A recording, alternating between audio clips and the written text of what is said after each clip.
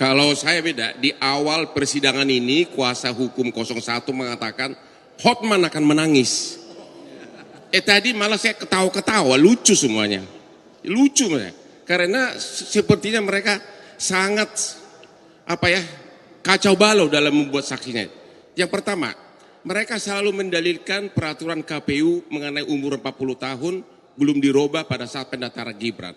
Mereka lupa nggak ada putusan Mahkamah Konstitusi nomor 90 yang mengatakan boleh asal pernah kepala daerah.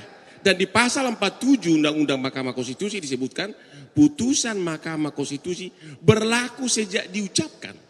Jadi nggak perlu menunggu dirubah peraturan KPU. Yang kedua, yang paling lucu bikin saya ketawa adalah tadi ada ahlinya mengatakan bahwa Jokowi melanggar undang-undang korupsi, bansos, melanggar undang-undang APBN.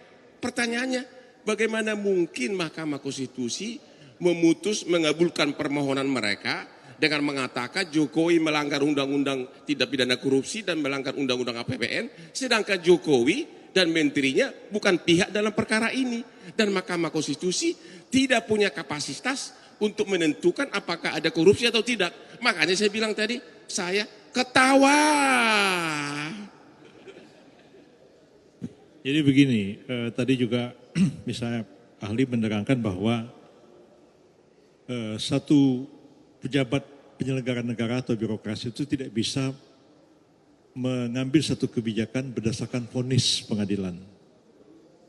Nah, dia bilang putusan Mahkamah Konstitusi itu vonis dalam bahasa Belanda katanya. Pak Kaligis itu lebih tua dari saya, bahasa Belandanya jauh lebih bagus dari saya. Iya, Pak Kaligis bisa terangkan nanti vonis itu artinya apa dalam bahasa Belanda ya. Dan putusan Mahkamah Konstitusi itu bukan vonis karena tidak mengadili orang. Dia menguji undang-undang terhadap undang-undang dasar dan dia membatalkan bunyi undang-undang ya pemilu dan mengatakan bahwa calon wakil presiden itu boleh ya di bawah 40 tahun sepanjang dia pernah atau sedang menjabat jabatan-jabatan yang dipilih melalui pemilu termasuk pemilu kada, termasuk pemilihan kepala daerah. Itu sama sekali bukan vonis ya. Putusan Mahkamah Konstitusi dalam hal pengujian undang-undang itu mempunyai kekuatan yang setara dengan undang-undang dan karena itu dia bisa dilaksanakan. Itu bukan vonis pengadilan. Kalau vonis pengadilan dieksekusi oleh eksekutor, beda sama sekali pengertiannya. Jadi saya juga agak heran ya, ahli dihadirkan ke sini tapi kurang memahami persoalan begitu simpel ya.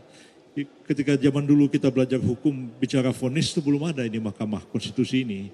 Jadi itulah pengertian vonis dalam bahasa Belanda, tapi dalam konteks sekarang sudah jauh berbeda pengertiannya.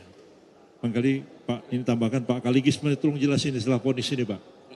Habis ini Pak Kaligis cerita. Download Tribun X sekarang, menghadirkan lokal menjadi Indonesia.